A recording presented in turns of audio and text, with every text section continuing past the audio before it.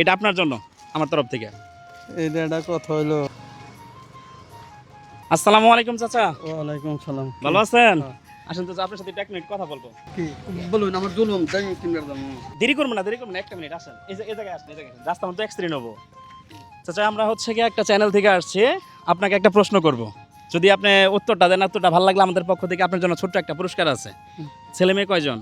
আমার দুইজন 2 ছেলে না মেয়ে? ছেলে। ছেলে। আপনি মাকে বেশি ভালোবাসেন নাকি বউকে বেশি ভালোবাসেন? মায়ের মা রে মাশাআল্লাহ মাশাআল্লাহ, খুশি হইছে। মা মা জন্ম দিছে, মায়ের ভালোবাসবো না কারে বাসো, বউ গুলো পরে। এইটাই তো কথা, এটা এখন বর্তমান যুগের পোলাপান বোঝে না। তো চাচা এই জন্য আমরা দাঁড়াইছিলাম, ছেলে মেয়ে যেহেতু 2 জন, তো আমাদের পক্ষ থেকে যদি আপনাকে এই পুরস্কারটা দিয়ে নেবেন, হ্যাঁ, এই কলাটা যদি দিই আপনি নেবেন আপনার ছেলে মেয়েকে খাওয়ানোর জন্য। এটা কোনো দান করতেছি না, সাহায্য করতেছি না, জাস্ট আমরা হচ্ছে কি আমরা চ্যানেলে কাজ করি, তো আমরা ভিডিও তৈরি করি, তো এরকম হচ্ছে কি একটা করে প্রশ্ন করি, প্রশ্নের উত্তরটা শুনে ভালো লাগলে আমরা এটা একটা করে পুরস্কার দিই। এটা আপনার জন্য আমার তরফ থেকে। এটা একটা কথা হইলো। হ্যাঁ ওই যে এটা তো খালি আছে, এর ভিতরে ভরে নিয়ে যাবেন।